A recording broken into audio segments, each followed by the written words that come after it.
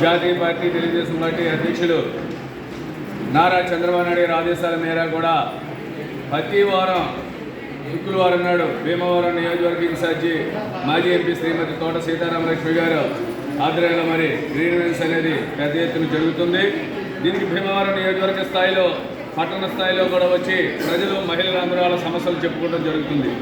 మరి ఇక్కడికి వచ్చి చెప్పే సమస్యల్లో ముఖ్యంగా ఏంటంటే గతంలో మరి జగన్మోహన్ రెడ్డి పరిపాలనలో ఇళ్ల స్థలాలు లేకుండా పట్టాలు ఇచ్చారు. స్థలం ఎక్కడ ఉందో మాకు తెలియదండి. మేము అర్హులైనప్పటికీ కూడా గతంలో నారా చంద్రబాబు నాయుడు గారు ఇచ్చే పెన్షన్ కూడా మరి ఇతను కరెంటు బిల్లు అని చెప్పి మోటార్ సైకిల్ ఉందని చెప్పి ఏదో గుడ్డి సైకిల్ చెప్పి మా పెన్షన్ తీసేశారు. అలాగే ఈ రోజున మేము పూర్తిగా బెడ్కే పరిమితమైనా కానీ మాకు 15,000 రూపాయల పెన్షన్ ఆ రోజుల్లో వైఎస్ఆర్ ప్రభుత్వం రాయలేదు. ఇవాళ మాకు ఆ పెన్షన్లు ఇప్పించండి అని చెప్పి ఇక్కడ అర్జీలు పెట్టుకోవడం జరుగుతుంది. వాళ్ళు ఒకటే చెప్తున్నారు, గత రాక్షస పాలనలో మేము చాలా నలిగిపోయాం.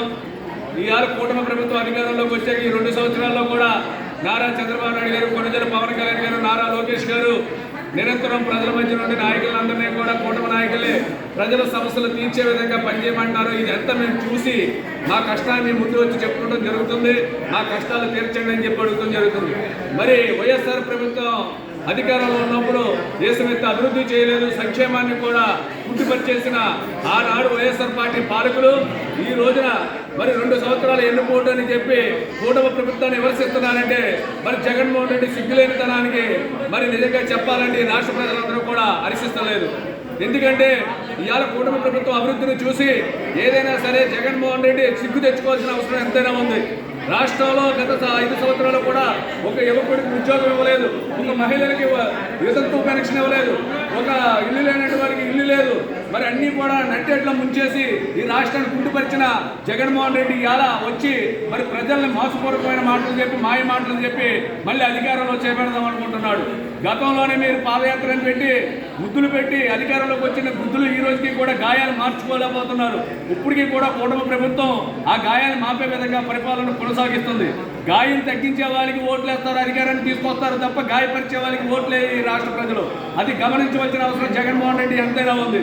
ఇప్పటికైనా మీరు సిగ్గు తెచ్చుకుని కూటమి ప్రభుత్వం చేసే అభివృద్ధిని నారా చంద్రబాబు నాయుడు గారిని, కొణిదెల పవన్ కళ్యాణ్ గారి, నారా లోకేష్ గారిని కూడా మీరు ఆయన ఏ రకంగా అభివృద్ధి చేస్తున్నారో తెలిసి నేర్చుకుని 20 సంవత్సరాలు ఈ రాష్ట్రాన్ని కూటమి ప్రభుత్వానికి వదిలేసి మీరు ఎక్కడైతే మీరు బెంగళూరులో ఉంటున్నారో లేకపోతే కడపలో ఉంటున్నారో ఎక్కడ ఉంటున్నారో మీరు రెస్ట్ తీసుకుంటూ మీరు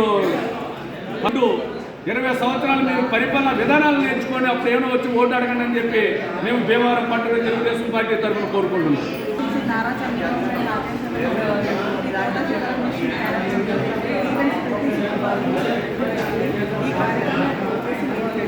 ప్రజల దగ్గర ఆగ్రహం తీసుకుని సమస్యలు తెలుసుకుని అవి అధికారం పరిచేసే విధంగా పనిచేసే విధంగా పనిచేస్తున్నారు.